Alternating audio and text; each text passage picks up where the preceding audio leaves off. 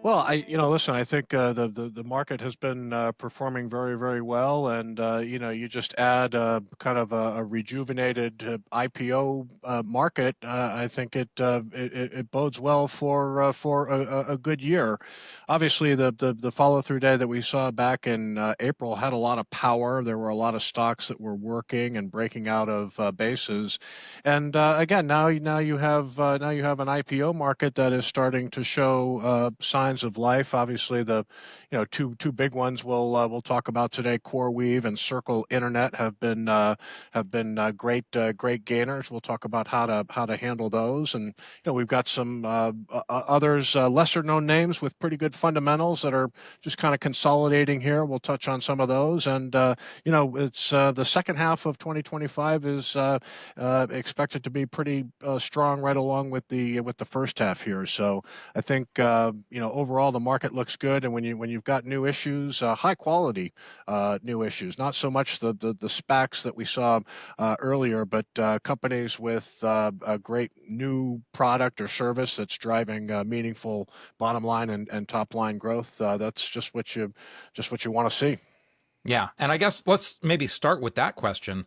Um, what is quality to you? You know, because of course, as you mentioned, I mean, there were so many companies that came out in 2021, and of course, the growth really seemed to top in February of 2021, and so a lot of those just really didn't have necessarily great years as it kind of got into a risk off approach. But some people get excited about wanting to buy IPOs on day one, because they see some of these incredible moves.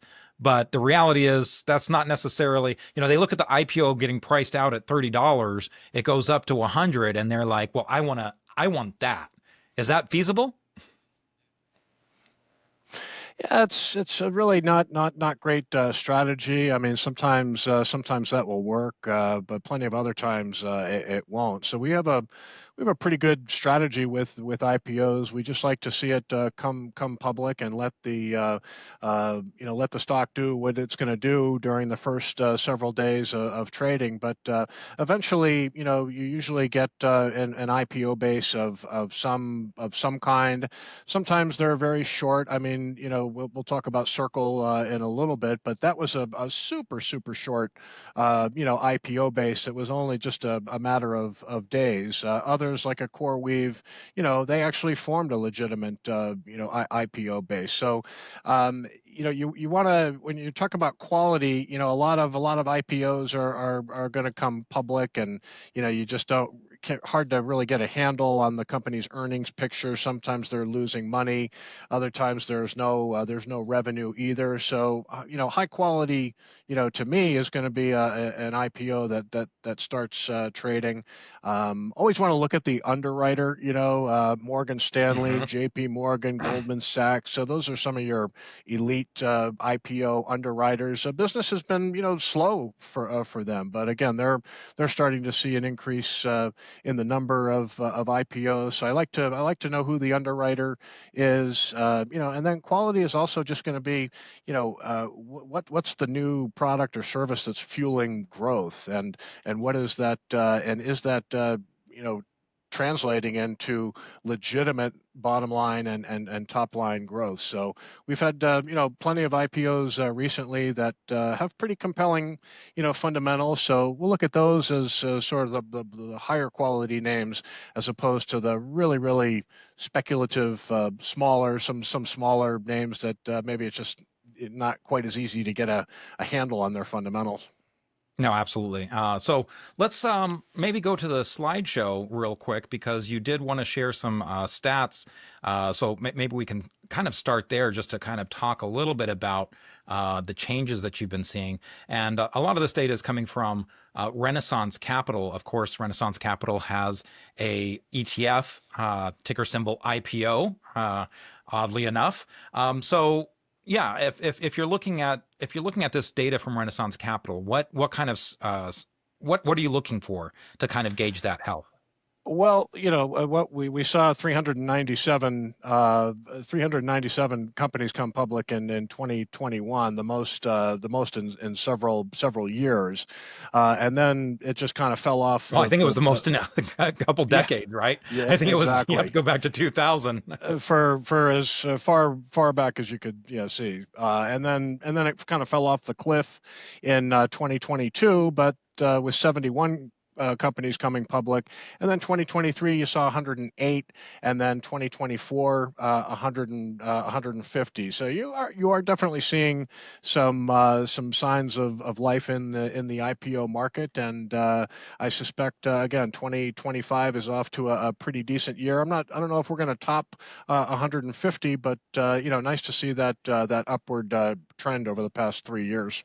hmm And this data, just in case people can't read at the bottom here, again, we've got 150 for 2024 with 29.6 billion in proceeds, and this is direct listings with a market cap of at least 50 million and excludes closed-end funds and SPACs. So this is really kind of your IPOs, your not your SPACs, and then also just to kind of get a look at the quarterly data.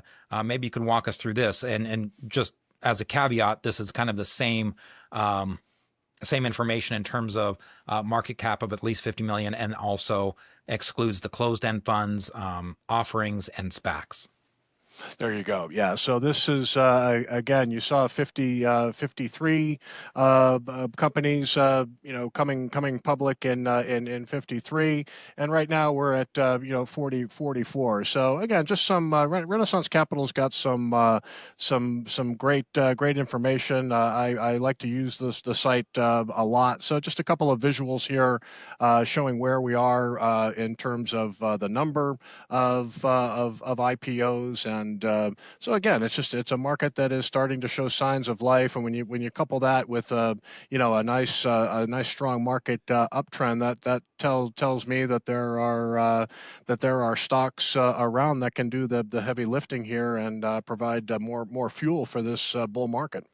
hmm And again, you kind of mentioned that sometimes, in terms of the quality, you're really looking for these stocks that do have fundamentals, that do have earnings, that do have at least revenue and some strong revenue growth. Which, as a reminder for folks, a lot of times people think, oh well, they don't have any history until they start trading, but that's not the case, right? You've had a company, as part of the IPO process, they do disclose, the data that they have. That's just again part of the process in having their initial public offering. But what about the chart? What about the technical action?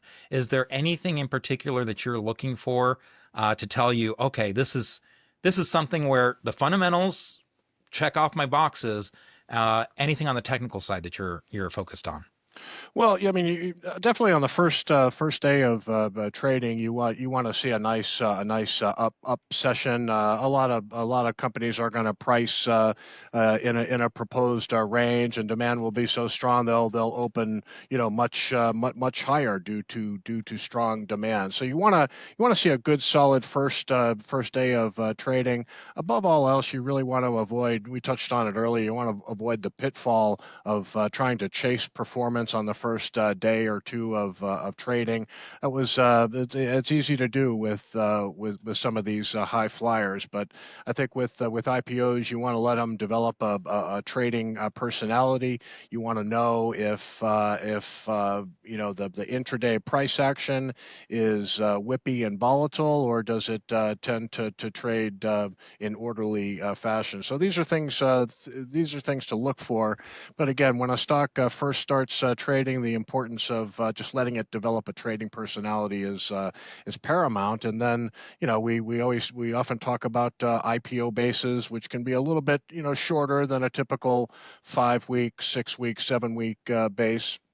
So you can make some exceptions with IPOs, but it's just important to just wait just for a little bit of a consolidation period, especially if it's a real hot IPO that opens sharply higher and goes on a nice run. On the one hand, yes, that is strong demand, but if you're chasing IPOs during the first couple of days, that's an easy way to lose money. So you want to, you know, understand the fundamentals of the IPO, and then just watch the price action for a few days and let it develop a trading personality. hmm And how long is enough? You know, you said okay, the first day you're not going to want to do anything, probably the second day either. And you mentioned that you don't have to wait 7 weeks necessarily for a full fledged, or 6 weeks for a full fledged cup, or what have you. So how long is kind of the shorter end for you? Well, you're a student of the market. Help me out here. Google had its IPO. That was a fairly short IPO base, if I recall. Yeah. Yeah, you know what? I'll Yeah, go ahead and I'll go to the tape if you don't mind. sure. We No, can we can pull that up because I think it is a good example. So of course, before it was called Alphabet, we knew it as Google, and it had its IPO right here in August 19th, 2004.